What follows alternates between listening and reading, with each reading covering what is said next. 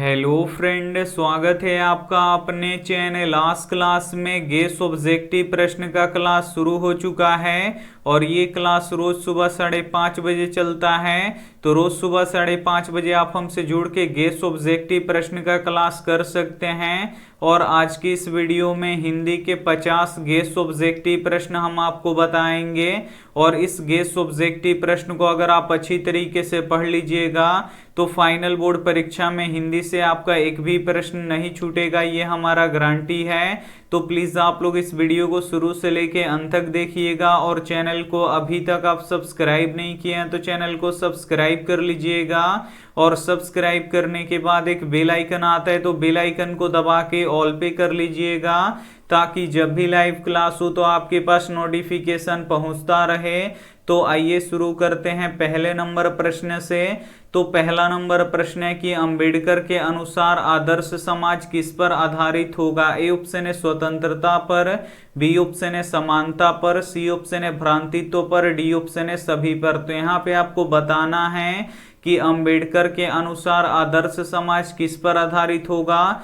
तो स्वतंत्रता पर आधारित होगा, समानता पर आधारित होगा, भ्रांतित्व पर आधारित होगा, यानी इनमें से सभी पर आधारित होगा। यहाँ पे डी वाला ऑप्शन बिल्कुल ही सही हो जाएगा। ये देखते हैं अगला प्रश्न दो नंबर प्रश्न है कि किसने मदन को एक घूसा रसीद कर दिया। ए ऑप्शन है सोफर ने, बी ऑप्शन है नौकर ने, सी ऑप्शन है खोखा ने, डी ऑप्शन है सेन साहब ने। तो यहाँ पे आपको बताना है कि किसने मदन को एक घूसा रसीद कर दिया। तो खोखा ने मदन को एक घूसा रसीद कर दिया। यहाँ पे सी वाला ऑप्शन बिल्कुल ही सही हो जाएगा। आइए देखते हैं अगला प्रश्न तीन नंबर प्रश्न है कि बहादुर का पूरा नाम क्या था। ए ऑप्शन है राम बहादुर, बी ऑप्शन है दिल बहादुर, सी ऑप्शन है गुल बहादुर, डी ऑप्शन है फुल बहादुर। तो यहाँ पे आपको बताना है कि बहादुर का पूरा नाम क्या था। तो बहादुर का पूरा नाम दिल बहादुर था, इसे आपको याद रखना है। यहाँ पे बी वाला ऑप्शन बिल्कुल ही सही हो जाएगा। आइए देखते हैं अगला प्रश्न चार नंबर प्रश्न है कि किस देश में सबसे अधिक जातियां हैं। ए ऑप्शन है भारत में, बी ऑप्शन है जापान में, सी ऑप्शन है चीन में, डी ऑप्शन है अमेरिका में। तो यहाँ पे आपको बताना है कि किस देश में सबसे अधिक जातियां हैं। तो अपने देश भारत में सबसे अधिक जातियां हैं, इसे आपको याद रखना है। यहाँ पे ए वाला ऑप्शन बिल्कुल ही सही हो जाएगा। ये देखते हैं अगला प्रश्न पांच नंबर प्रश्न है कि अभिनव पाठ के लेखक कौन है। ए ऑप्शन है रामविलास शर्मा, बी ऑप्शन है नलिन बिलोचन शर्मा, सी ऑप्शन है अशोक वाजपेयी, डी ऑप्शन है अमरकांत। तो यहाँ पे आपको बताना है कि अभिनव पाठ के लेखक कौन है। तो अशोक वाजपेयी है, इसे आपको याद रखना है। यहाँ पे सी वाला ऑप्शन बिल्कुल ही सही हो जाएगा। हिंदी के काफी महत्वपूर्ण 50 गेस ऑब्जेक्टिव प्रश्न बताएंगे, तो एक भी प्रश्न आप लोग स्किप मत कीजिएगा। वीडियो को प्लीज आप लोग शुरू से लेके अंत तक देखिएगा। और अभी तक आप हमारे व्हाट्सएप ग्रुप में नहीं जुड़े हैं तो ये हमारा व्हाट्सएप नंबर है 8789307304। इस पे आपको बोलना है कि सर हमें ग्रुप में जोड़ दीजिए, तो हम आपको ग्रुप में जोड़ देंगे। आइए देखते हैं अगला प्रश्न 6 नंबर प्रश्न है कि जो कुछ नहीं जानता उसे क्या कहते हैं। ए ऑप्शन है सर्वज्ञ, बी ऑप्शन है अल्पज्ञ, सी ऑप्शन है अज्ञ, डी ऑप्शन है इनमें से कोई नहीं। तो यहाँ पे आपको बताना है कि जो कुछ नहीं जानता उसे क्या कहते हैं। तो अज्ञ कहते हैं, इसे आपको याद रखना है। यहाँ पे सी वाला ऑप्शन बिल्कुल ही सही हो जाएगा। आइए देखते हैं अगला प्रश्न 7 नंबर प्रश्न है कि हर वर्ष अभिनयों में कब रंग समारोह होता था। ए ऑप्शन है गर्मी में, बी ऑप्शन है सर्दी में, सी ऑप्शन है वसंत ऋतु में, डी ऑप्शन है बरसात में। तो यहाँ पे आपको बताना है कि हर वर्ष अभिनयों में कब रंग समारोह होता था। तो गर्मी में होता था, इसे आपको याद रखना है। यहाँ पे ए वाला ऑप्शन बिल्कुल ही सही हो जाएगा। आइए देखते हैं अगला प्रश्न 8 नंबर प्रश्न है कि रसखान ने प्रेम आईनी किसे कहा है। ए ऑप्शन है सुजाता को, बी ऑप्शन है राधा को, सी ऑप्शन है यशोदा को, डी ऑप्शन है गोपी को। तो यहाँ पे आपको बताना है कि रसखान ने प्रेम आईनी किसे कहा है। तो राधा जी को कहा है, इसे आपको याद रखना है। यहाँ पे बी वाला ऑप्शन बिल्कुल ही सही हो जाएगा। आइए देखते हैं अगला प्रश्न 9 नंबर प्रश्न है कि शागिर्द का अर्थ क्या होता है। ए ऑप्शन है रही, बी ऑप्शन है गायक, सी ऑप्शन है शिष्य, डी ऑप्शन है दोस्त। तो यहाँ पे आपको बताना है कि शागिर्द का अर्थ क्या होता है। तो शागिर्द का अर्थ शिष्य होता है, इसे आपको याद रखना है। यहाँ पे सी वाला ऑप्शन बिल्कुल ही सही हो जाएगा। आइए देखते हैं अगला प्रश्न 10 नंबर प्रश्न है कि जाति प्रथा क्या निर्धारित करता है। ए ऑप्शन है पेशा, बी ऑप्शन है दिनचर्या, सी ऑप्शन है व्यापार, डी ऑप्शन है कुछ नहीं। तो यहाँ पे आपको बताना है कि जाति प्रथा क्या निर्धारित करता है। तो जाति प्रथा पेशा को निर्धारित करता है, इसे आपको याद रखना है। यहाँ पे ए वाला ऑप्शन बिल्कुल ही सही हो जाएगा। ये देखते हैं अगला प्रश्न 11 नंबर प्रश्न है कि शेक्सपियर किस भाषा के कवि हैं। ए ऑप्शन है ग्रीक, बी ऑप्शन है अंग्रेजी, सी ऑप्शन है फ्रेंच, डी ऑप्शन है संस्कृत। तो यहाँ पे आपको बताना है कि शेक्सपियर किस भाषा के कवि हैं। तो शेक्सपियर अंग्रेजी भाषा के कवि हैं, इसे आपको याद रखना है। यहाँ पे बी वाला ऑप्शन बिल्कुल ही सही हो जाएगा। आइए देखते हैं अगला प्रश्न 12 नंबर प्रश्न है कि घृणा को जीता जा सकता है। ए ऑप्शन है प्रेम से, बी ऑप्शन है असत्य से, सी ऑप्शन है सत्य से, डी ऑप्शन है कष्ट से। तो यहाँ पे आपको बताना है कि घृणा को जीता जा सकता है। तो घृणा को प्रेम से जीता जा सकता है, इसे आपको याद रखना है। यहाँ पे ए वाला ऑप्शन बिल्कुल ही सही हो जाएगा। आइए देखते हैं अगला प्रश्न 13 नंबर प्रश्न है कि एक वृक्ष की हत्या में किसके बीच का संवाद है। ए ऑप्शन है वृक्ष और कवि के बीच का, बी ऑप्शन है वृक्ष और गांव के लोग के बीच का, सी ऑप्शन है गांव के लोग और कवि के बीच का, डी ऑप्शन है माँ और कवि के बीच का। तो यहाँ पे आपको बताना है कि एक वृक्ष की हत्या में किसके बीच का संवाद है। तो वृक्ष और कवि के बीच का संवाद है, इसे आपको याद रखना है। यहाँ पे ए वाला ऑप्शन बिल्कुल ही सही हो जाएगा। ये देखते हैं अगला प्रश्न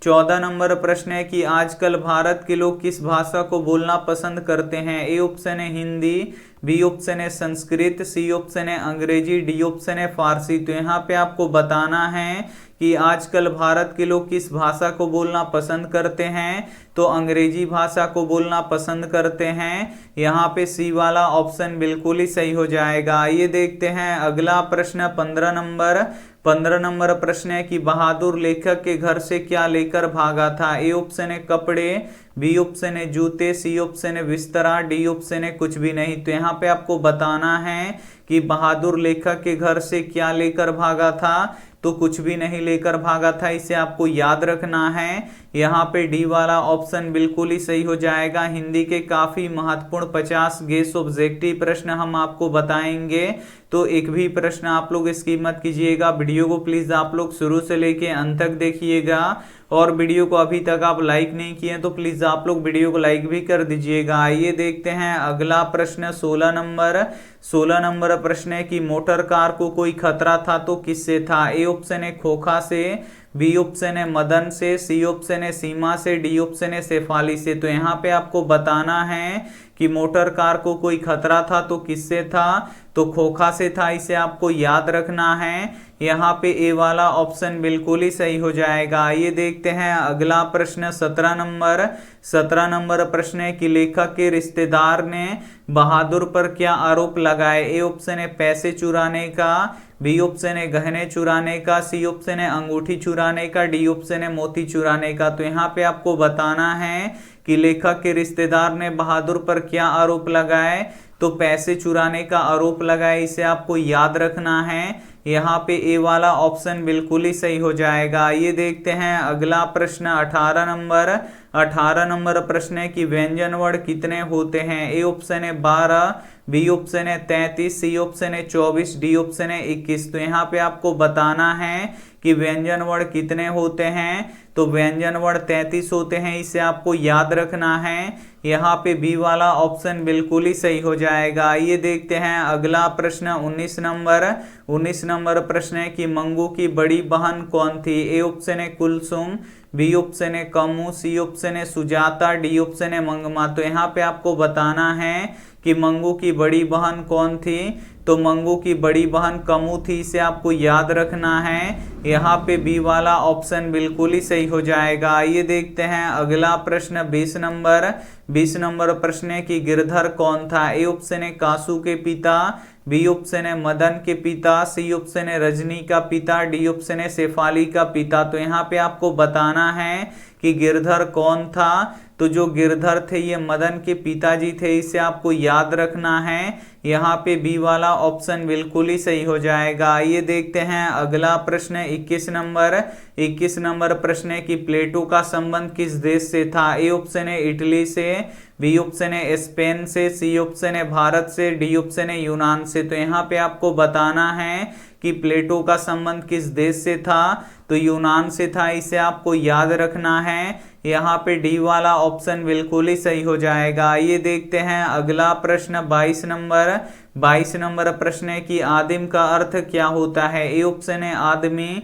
बी ऑप्शन है अति प्राचीन, सी ऑप्शन है नया, डी ऑप्शन है वन मनुष्य। तो यहाँ पे आपको बताना है कि आदिम का अर्थ क्या होता है। तो अति प्राचीन होता है, इसे आपको याद रखना है। यहाँ पे बी वाला ऑप्शन बिल्कुल ही सही हो जाएगा। आइए देखते हैं अगला प्रश्न 23 नंबर प्रश्न है कि प्रेम ऐनी श्री राधिका किसकी रचना है। ए ऑप्शन है रसखान की, बी ऑप्शन है घनानंद की, सी ऑप्शन है सूरदास की, डी ऑप्शन है तुलसीदास की। तो यहाँ पे आपको बताना है कि प्रेम ऐनी श्री राधिका किसकी रचना है। तो प्रेम ऐनी श्री राधिका रसखान की रचना है। यहाँ पे ए वाला ऑप्शन बिल्कुल ही सही हो जाएगा। आइए देखते हैं अगला प्रश्न 24 नंबर प्रश्न है कि मछली कहानी में किस वर्ग का जीवन वर्णित है। ए ऑप्शन है उच्च वर्ग का, बी ऑप्शन है निम्न मध्यम वर्ग का, सी ऑप्शन है निम्न वर्ग का, डी ऑप्शन है मजदूर वर्ग का। तो यहाँ पे आपको बताना है कि मछली कहानी में किस वर्ग का जीवन वर्णित है।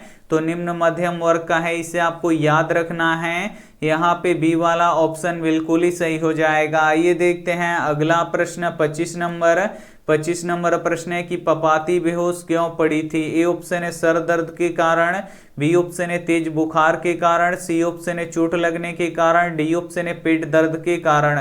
तो यहाँ पे आपको बताना है कि पपाती बेहोश क्यों पड़ी थी। तो तेज बुखार के कारण पपाती बेहोश पड़ी थी। यहाँ पे बी वाला ऑप्शन बिल्कुल ही सही हो जाएगा। ये देखते हैं अगला प्रश्न 26 नंबर प्रश्न है कि अनामिका कवित्री का जन्म कहाँ हुआ था। ए ऑप्शन है समस्तीपुर में, बी ऑप्शन है मुजफ्फरपुर में, सी ऑप्शन है सोनपुर में, डी ऑप्शन है धर्मपुर में। तो यहाँ पे आपको बताना है कि अनामिका कवित्री का जन्म कहाँ हुआ था। तो मुजफ्फरपुर में हुआ था, इसे आपको याद रखना है। यहाँ पे बी वाला ऑप्शन बिल्कुल ही सही हो जाएगा। ये देखते हैं अगला प्रश्न 27 नंबर प्रश्न है कि वृक्ष काटने से क्या बिगड़ता है। ए ऑप्शन है पर्यावरण, बी ऑप्शन है घर, सी ऑप्शन है गांव, डी ऑप्शन है शहर। तो यहाँ पे आपको बताना है कि वृक्ष काटने से क्या बिगड़ता है। तो वृक्ष काटने से पर्यावरण बिगड़ता है, इसे आपको याद रखना है। यहाँ पे ए वाला ऑप्शन बिल्कुल ही सही हो जाएगा। ये देखते हैं अगला प्रश्न 28 नंबर प्रश्न है कि निर्लज अपराधी किसे कहा गया है। ए ऑप्शन है चोर को, बी ऑप्शन है डाकू को, सी ऑप्शन है नाखून को, डी ऑप्शन है बदमाश को। तो यहाँ पे आपको बताना है कि निर्लज अपराधी किसे कहा गया है। तो निर्लज अपराधी नाखून को कहा गया है, इसे आपको याद रखना है। यहाँ पे सी वाला ऑप्शन बिल्कुल ही सही हो जाएगा। ये देखते हैं अगला प्रश्न 29 नंबर प्रश्न है कि बहादुर अपने घर से क्यों भागा था। ए ऑप्शन है घूमने के कारण, बी ऑप्शन है नौकरी के लिए, सी ऑप्शन है गरीबी के कारण, डी ऑप्शन है माँ के मार के कारण। तो यहाँ पे आपको बताना है कि बहादुर अपने घर से क्यों भागा था। तो माँ के मार के कारण से भागा था, इसे आपको याद रखना है। यहाँ पे डी वाला ऑप्शन बिल्कुल ही सही हो जाएगा। ये देखते हैं अगला प्रश्न 30 नंबर प्रश्न है कि सिख धर्म के संस्थापक कौन हैं। ए ऑप्शन है गुरु गोविंद सिंह, बी ऑप्शन है गुरु नानक देव, सी ऑप्शन है गुरु अंगद, डी ऑप्शन है महावीर स्वामी। तो यहाँ पे आपको बताना है कि सिख धर्म के संस्थापक कौन हैं। तो सिख धर्म के संस्थापक गुरु नानक देव हैं, इसे आपको याद रखना है। यहाँ पे बी वाला ऑप्शन बिल्कुल ही सही हो जाएगा। हिंदी के काफी महत्वपूर्ण 50 गेस ऑब्जेक्टिव प्रश्न बताएंगे, तो एक भी प्रश्न आप लोग स्किप मत कीजिएगा। वीडियो को प्लीज आप लोग शुरू से लेके अंत तक देखिएगा, और वीडियो को अभी तक आप लाइक नहीं किए तो प्लीज आप लोग वीडियो को लाइक भी कर दीजिएगा। आइए देखते हैं अगला प्रश्न 31 नंबर। 31 नंबर प्रश्न है कि सेन साहब के आंखों का तारा कौन है? ए ऑप्शन है कार, बी ऑप्शन है खोखा, सी ऑप्शन है पुत्रियां, डी ऑप्शन है मदन। तो यहाँ पे आपको बताना है कि सेन साहब के आंखों का तारा कौन है। तो सेन साहब के आंखों का तारा खोखा है। यहाँ पे बी वाला ऑप्शन बिल्कुल ही सही हो जाएगा। ये देखते हैं अगला प्रश्न 32 नंबर। 32 नंबर प्रश्न है कि बहादुर कहाँ के रहने वाला था? ए ऑप्शन है बिहार का, बी ऑप्शन है उत्तर प्रदेश का, सी ऑप्शन है नेपाल का, डी ऑप्शन है भूटान का। तो यहाँ पे आपको बताना है कि बहादुर कहाँ का रहने वाला था। तो बहादुर नेपाल का रहने वाला था, इसे आपको याद रखना है। यहाँ पे सी वाला ऑप्शन बिल्कुल ही सही हो जाएगा। ये देखते हैं अगला प्रश्न 33 नंबर। 33 नंबर प्रश्न है कि किस देश के लोग बड़े बड़े नख पसंद करते थे? ए ऑप्शन है गौड़ देश के लोग, बी ऑप्शन है कैके देश के लोग, सी ऑप्शन है वाहिक देश के लोग, डी ऑप्शन है गंधार के लोग। तो यहाँ पे आपको बताना है कि किस देश के लोग बड़े बड़े नख पसंद करते थे।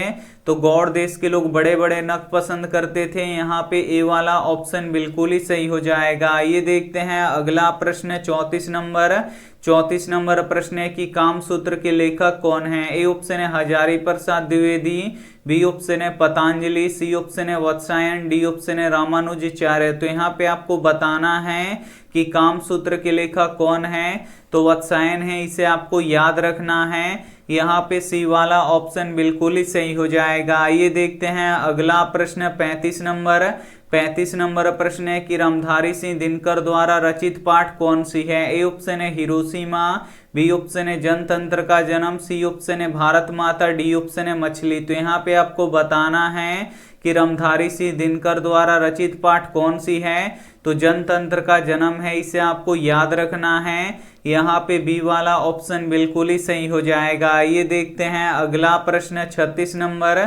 36 नंबर प्रश्न है कि लौट कर आऊंगा फिर किसने लिखा है? ए ऑप्शन है जीवानंद दास ने, बी ऑप्शन है प्रेमधन ने, सी ऑप्शन है कुंवर नारायण ने, डी ऑप्शन है रामधारी सिंह दिनकर ने। तो यहाँ पे आपको बताना है कि लौट कर आऊंगा फिर किसने लिखा है। तो जीवानंद दास ने लिखा है, इसे आपको याद रखना है। यहाँ पे ए वाला ऑप्शन बिल्कुल ही सही हो जाएगा। ये देखते हैं अगला प्रश्न 37 नंबर।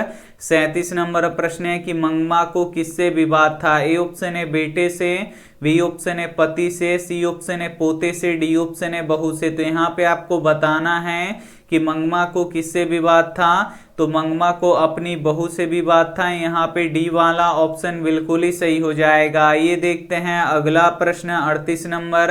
38 नंबर प्रश्न है कि मंगू की माँ अस्पताल को क्या समझती है? ए ऑप्शन है गौशाला, बी ऑप्शन है पाठशाला, सी ऑप्शन है कारागार, डी ऑप्शन है छात्रावास। तो यहाँ पे आपको बताना है कि मंगू की माँ अस्पताल को क्या समझती है। तो गौशाला समझती है, इसे आपको याद रखना है। यहाँ पे ए वाला ऑप्शन बिल्कुल ही सही हो जाएगा। ये देखते हैं अगला प्रश्न 39 नंबर।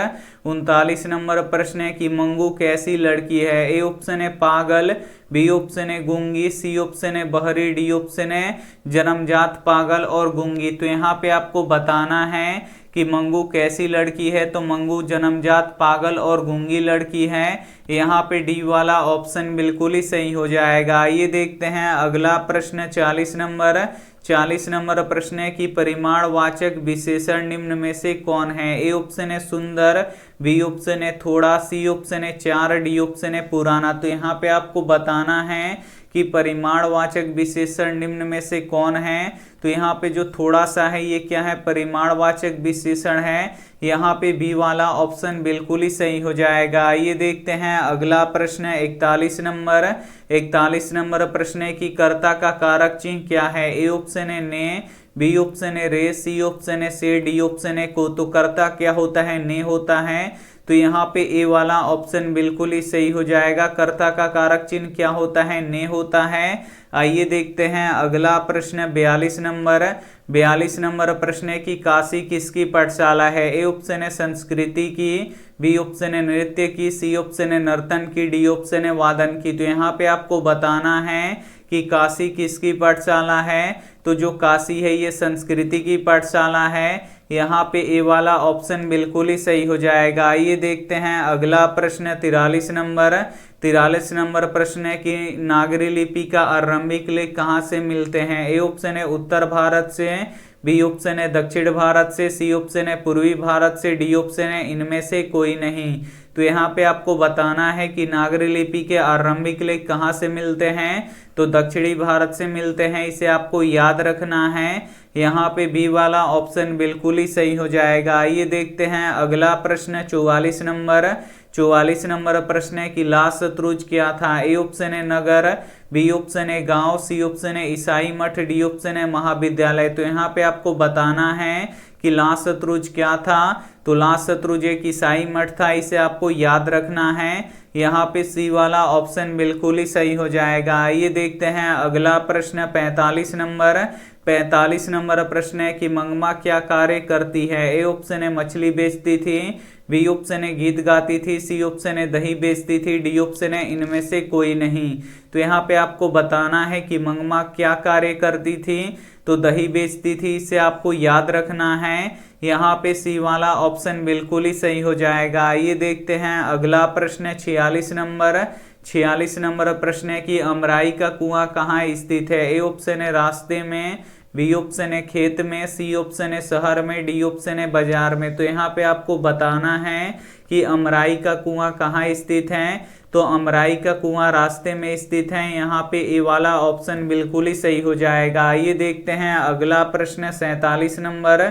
47 नंबर प्रश्न है कि तीन बेटे की माँ कौन थी? ए ऑप्शन है मंगमा, बी ऑप्शन है सीता, सी ऑप्शन है पूजा, डी ऑप्शन है पपाती। तो यहाँ पे आपको बताना है कि तीन बेटे की माँ कौन थी? तो तीन बेटे की माँ सीता थी। यहाँ पे बी वाला ऑप्शन बिल्कुल ही सही हो जाएगा। आइए देखते हैं अगला प्रश्न 48 नंबर।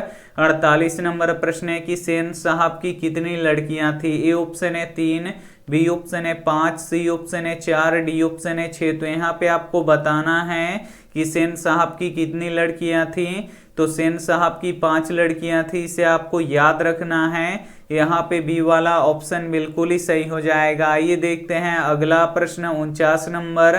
49 नंबर प्रश्न है कि लक्ष्मण के पत्नी का नाम क्या था? ए ऑप्शन है लक्ष्मी, बी ऑप्शन है सीता, सी ऑप्शन है अंबिका, डी ऑप्शन है ललिता। तो यहाँ पे आपको बताना है कि लक्ष्मण के पत्नी का नाम क्या था? तो लक्ष्मी था, इसे आपको याद रखना है। यहाँ पे ए वाला ऑप्शन बिल्कुल ही सही हो जाएगा। आइए देखते हैं अंतिम प्रश्न 50 नंबर। 50 नंबर प्रश्न है कि बिरजू महाराज की शैली के नर्तक है? ए ऑप्शन है कथक, बी ऑप्शन है कुचिपुड़ी, सी ऑप्शन है गरबा, डी ऑप्शन है मणिपुरी। तो यहाँ पे आपको बताना है कि बिरजू महाराज की शैली के नर्तक हैं। तो कथक के नर्तक हैं। यहाँ पे ए वाला ऑप्शन बिल्कुल ही सही हो जाएगा। हिंदी के काफी महत्वपूर्ण 50 गेस ऑब्जेक्टिव प्रश्न हम आपको बता चुके हैं। तो इसमें से जो भी प्रश्न आपको याद ना हो तो प्लीज आप लोग उसे नोटबुक पे लिख के जरूर याद कर लीजिएगा। और अभी 6 बजे सुबह से हमारे वेबसाइट पे विज्ञान का ऑनलाइन टेस्ट होगा, तो आप लोग ऑनलाइन टेस्ट जरूर दीजिए। और ये रहा आपके लिए होमवर्क प्रश्न, इसका जवाब आपको कमेंट बॉक्स में देना है कि वाणी कब विष के समान हो जाती है? ए ऑप्शन है तीर्थ यात्रा के बिना, बी ऑप्शन है राम के बिना, सी ऑप्शन है ज्ञान के बिना, डी ऑप्शन है इनमें से कोई नहीं। तो जो भी ऑप्शन आपको सही लगे वो आप हमें कमेंट करके जरूर बताइएगा। और वीडियो को अभी तक आप लाइक नहीं किए हैं तो प्लीज़ आप लोग वीडियो को लाइक कीजिएगा, अपने दोस्तों के पास इस वीडियो को जरूर शेयर कीजिएगा। और चैनल को अभी तक आप सब्सक्राइब नहीं किए हैं तो चैनल को सब्सक्राइब करके साथ में बेल आइकन को ऑल पे दबा लीजिएगा, ताकि जब भी लाइव क्लास हो तो आपके पास नोटिफिकेशन पहुंचता रहे। Thank you for watching. मिलते हैं अगले वीडियो में, तब तक अपना ध्यान रखिए, मन लगा के पढ़ाई कीजिए। Take care and bye.